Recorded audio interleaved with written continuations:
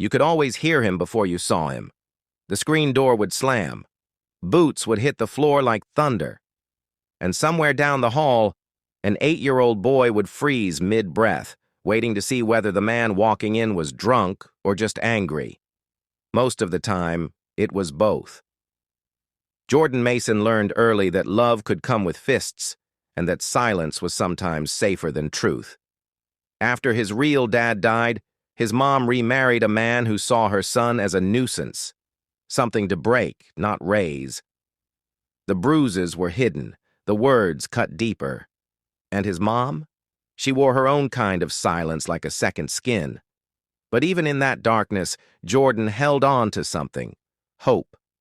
It came in small packages: a kind neighbor who'd slip him sandwiches when he went missing at dinner, or the elementary school janitor who let him stay late, pretending to clean just so he didn't have to go home.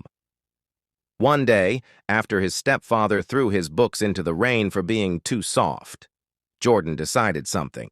He didn't know how yet, but he swore, "I'm going to get out of here, and when I do, I'll never come back the same." Jordan ran away at 13. He couch surfed, cleaned dishes in a diner, and taught himself to code on library computers. It wasn't easy. There were nights he shivered in bus stations, pretending not to cry. But he didn't give up. Why? Because one day, while sleeping on a shelter cot, a volunteer named Carla placed a hand on his shoulder and said, "You're not broken. You're becoming." That was the first time anyone had looked at him and seen more than a statistic. That sentence changed his life. By 19, he was writing software. By 24, he sold his first startup. By 28, he founded an AI company that transformed digital education worldwide. By 30, Jordan Mason was a billionaire. He had offices in London, San Francisco, and Singapore, but never told anyone about the house with the peeling paint and the broken boy inside it. Until one day, a letter arrived. A simple white envelope, no return address, just 2 lines. "Your mother's in hospice. She's asking for you." He hadn't been back in 20 years. Driving through his old neighborhood felt like watching a ghost movie where he knew all the lines. The same corner store, the same cracked sidewalks, and then the house. Still standing, still ugly. He didn't stop there. He drove straight to the hospice, walked in with a bouquet of sunflowers, his mom's favorite, and found her in a room filled with the scent of fading time. Her eyes opened slowly. "Jordan?" she rasped. He nodded. "I'm sorry," she whispered. And then she cried.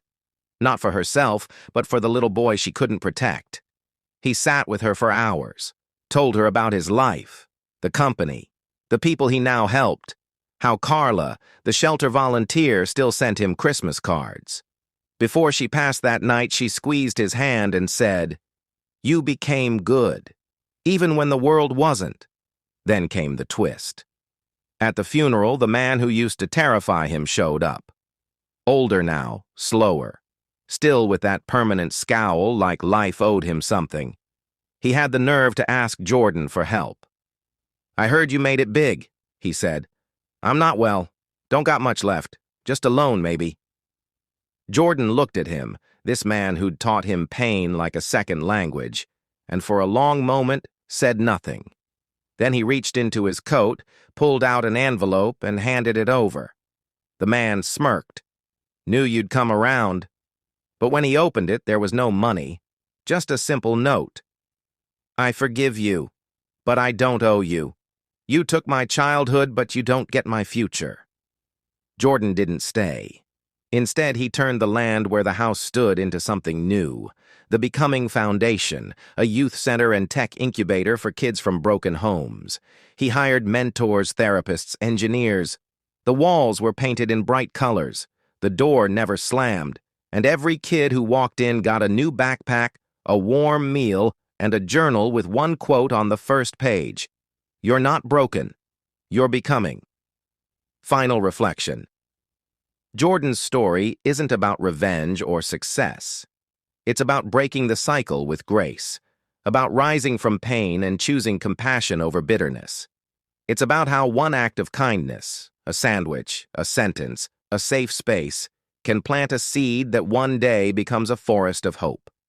And it's a reminder that no matter where you come from, your past does not define your future. You do. So be the person your younger self needed. And if you can, be someone else's Carla.